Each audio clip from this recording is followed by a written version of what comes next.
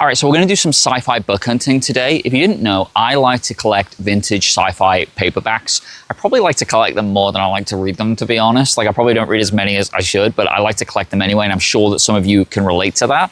The last time I did one of those videos, I was in Liverpool, and it was great. I found some really cool things. Still the most viewed video that I have on this channel. So we're in Chester today.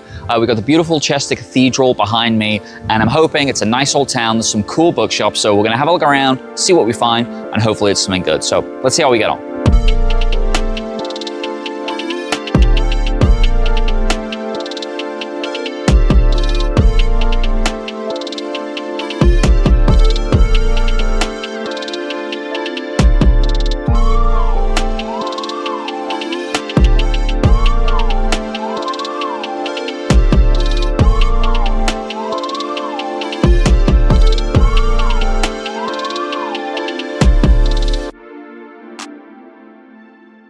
All right, so I spent the day around going around Chester, looking at books. There are a few cool places, I will say. I obviously live near Liverpool, and there were way more secondhand bookshops and cool secondhand bookshops in Liverpool. And I think I just didn't quite realize like how lucky I was, but nevertheless, I did find some cool places. Some stuff was unfortunately closed, so I'll go through that. But I managed to pick up some interesting things. No like big wows, but let's go through what we got. So the first place I went to, which is a place I have been a few years ago, it was called Buckingham Palace / Vinyl Richie. They mostly sell secondhand books. They sell secondhand vinyl, and then there's some like new stuff there as well. They did have a really big science fiction section here. There were a couple of things. Number one, it was like 2 books deep, so I found myself having to like pry open and try and find a lot of stuff. But also, I have a few authors that I always look out for. Brian Aldiss, Robert Silverberg, Arthur C. Clarke, these sorts of Philip K. Dick, these sorts of like classic authors that I like. And so that's what I've always got my eye out for. But I will say, looking through this section, it was a lot of like random stuff that I hadn't really heard of before. And so I'm trying my best to sort of find authors that I know or I recognize, or at least stories that I find interesting. But it really felt like to me that this section hadn't really been updated, that someone had taken all the good stuff and they didn't, this has all just been left there and it's not selling. And I have a feeling that it largely was this way when I was here last time a few years ago. So maybe it's not something that's updated that regularly. But nevertheless, I got this Fritz Lieber story, again, only really because it's an author that I recognize and it's a fun vintage cover and it'll go well in my collection.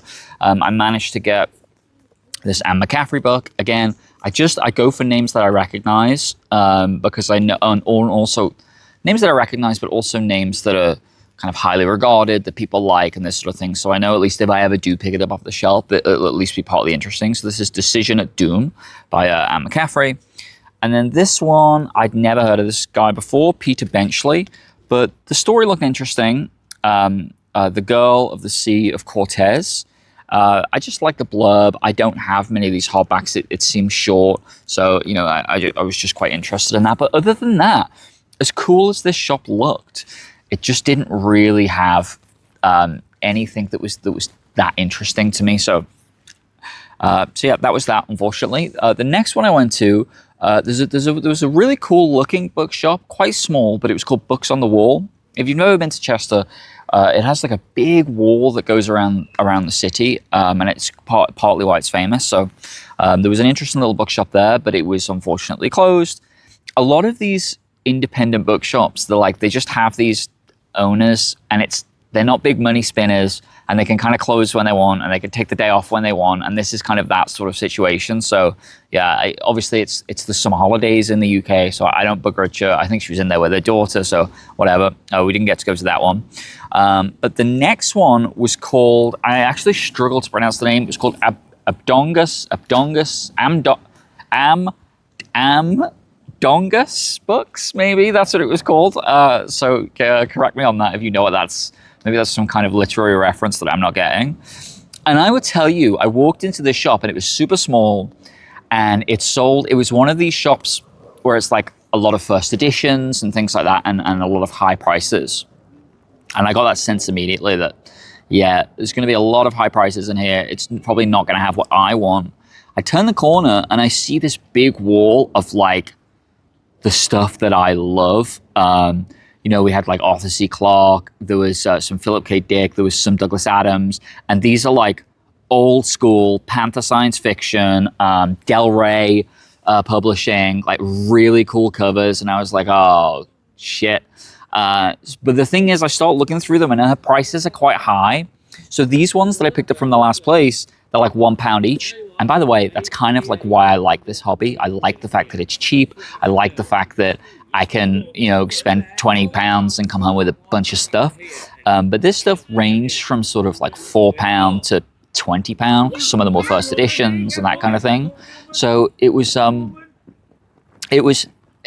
knew that was happening. So I'm like flicking through these books. I'm looking through this stuff, and yeah, they were honestly just more expensive than I wanted to pay. Really, I wanted to buy that whole wall, but I ended up showing some restraint. I did get some stuff. I got 2 anthologies because they're just full of like classic writers of the time. So, you know, this one edited by Lester Del Rey, best science fiction of the year. It's got Holland Ellison in here, Robert Silverberg in here, Frederick Paul in here. So really like Titans. So I know, all right, I've spent, you know, one of these was 4. The other one I got, this is edited by Brian Aldiss, Penguin Science Fiction. It's a really like vintage edition. So this one was £7. It's an original, so that's fine. And I know that it's going to be full of stories. Both of these are going to be full of stories that are actually going to be good and I'm going to love. So I think if I'm going to go the extra mile and, you know, spend like £11 on 2 books compared to like £4 on 3, I kind of need to know there's going to be some quality there. But these are really cool. I have a whole section of anthologies that these just get added to. So yeah, that ended up being really nice. And then finally, and I always do this as well, is after like the main bookshops, I'll go and look around the charity shops, and it can be a bit more difficult, especially for the vintage stuff, but occasionally you can get some good finds. So I went to like 3 or 4. The main one, they have Oxfam. If you're ever like looking for these specifically, the Oxfam charity shop has an Oxfam Books like offshoot where it's just books. So I found one of those. I didn't get much vintage stuff, but I've been wanting to pick up Red Rising for a while. So I've got Red Rising and the sequel Golden Sun. So they've been on my reading list for a while. So they were £2 each, so they're easy enough to buy.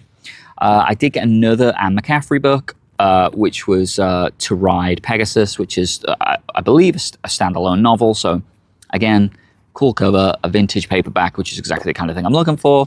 And then the final thing I saw just in the window as I was paying, again, not super vintage and retro, but I don't have the Douglas Adams Hitchhiker books, and actually they had great editions in that earlier place, and you'll see them in the video. But you know, this is the whole collection. It's in a nice little box set.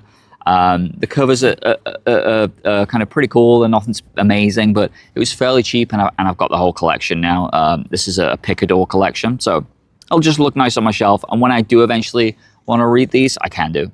So that's essentially what I ended up picking up, and that's the thing about these days, is that like, and I got some decent stuff, and there was some stuff that maybe I'll wish I bought later on, but part of the fun is not just finding these things, but finding these things for cheap, and feeling like you found some like secret stash, you know, that nobody else wants, but they're super cool to you. But I ended up going on with a big stack of stuff, which is really fun, and these are all gonna get added to my bookshelf. So it's not the best one of these I've ever done, and it's definitely made me realize like how lucky I am in Liverpool to have all of these great independent bookshops and all of this secondhand stuff that I can go and buy.